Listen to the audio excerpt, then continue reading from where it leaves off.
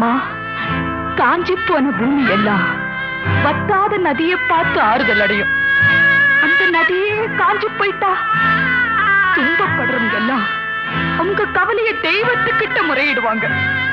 ஆனா தெய்வமே கலங்கி நின்னா அந்த தெய்வத்துக்கு யாரால ஆறுதல் சொல்ல முடியும்? தானாடவில்லை அம்மா, சதையாடுது. அது தந்தை என்றும் பிள்ளை என்றும் விளையாடு.